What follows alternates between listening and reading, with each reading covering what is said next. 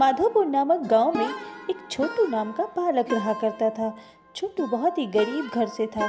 अपनी गरीबी के कारण सेठ धनीराम के घर पे वो उनके पशुओं की देखभाल किया करता था। पशुओं को वो चराने लेके जाता था। छोटू अपने काम को बड़ी मेहनत और लगन के साथ किया करता था। एक दिन सेठ धनीराम और छोटू दोनों गांव के बाहर खड़े हुए थे। तभी सेठ धनीराम छोटू से कहता है, बेटा छोटू, पशुओं को बाहर गांव के चराने लेके जाया करो। वो जंगल के हरे हरे घास खाएंगे तो बहुत ही अच्छा लगेगा उन्हें।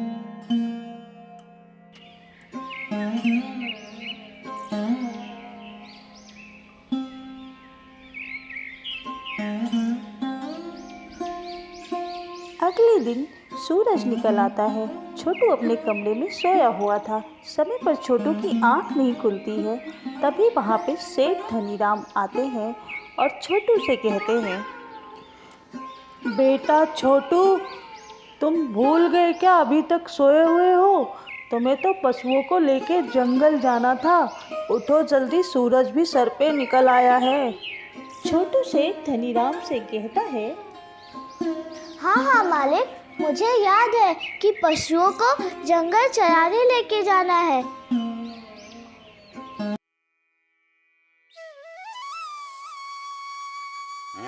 फिर क्या था, छोटू सेठ धनीराम के सारे पशुओं को लेके जंगल की तरफ बढ़ता है। पशुओं को लेके छोटू जंगल की तरफ काफी आगे निकल जाता है। चलते चलते छोटू पशुओं के साथ जंगल के पास नदी की तरफ पहुंच जाता है।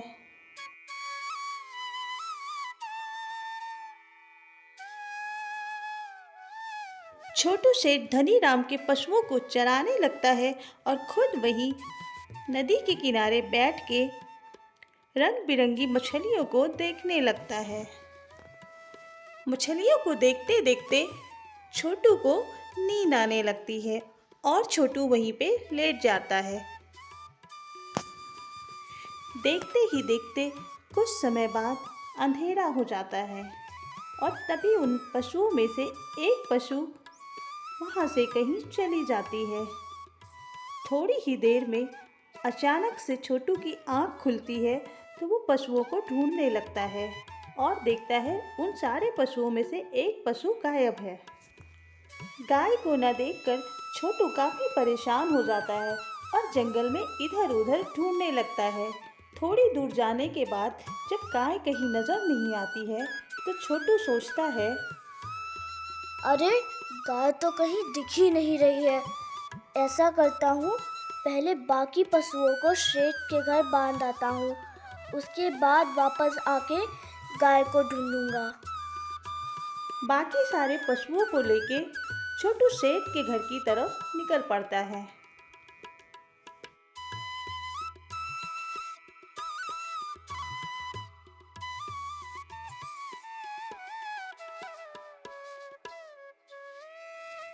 पशुओं को सेठ धनीराम के घर पे बांधकर छोटू बिना किसी को कुछ बताए वापस गाय को ढूंढने जंगल की तरफ निकल पड़ता है। चलते चलते छोटू काफी दूर जंगल में निकल पड़ता है। रात काफी हो चुकी थी। जंगल एकदम सुनसान पड़ा हुआ था। छोटू को अब थोड़ा थोड़ा डर सा लगने लगा था।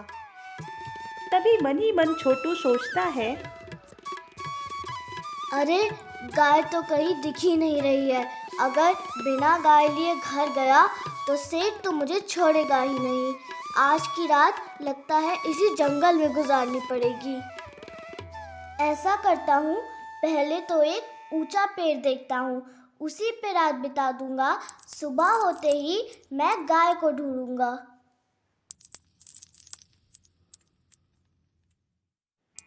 जंगल में छोटू को एक ऊंचा पेड़ मिल जाता है। ऊंचे पेड़ की डाल पे जाके छोटू खड़ा हो जाता है। तो जैसे ही पेड़ के गुद्दे पे बैठता है तभी उधर से एक चीता आता है। चीते को देख के छोटू काफी डर जाता है और कहता है, हे भगवान, एक मुसीबत कम थी कि दूसरी मुसीबत आ गई। अब मैं घर कैसे जाऊंगा और गाय कैसे ढूंढूंगा? शेर की नज़र छोटू पे पड़ती है और वो शिकार की तलाश में बैठ जाता है। छोटू बार बार शेर की तरफ देखता है और शेर इतना जिद्दी कि शिकार के लिए वहाँ से जाने का नाम नहीं लेता है।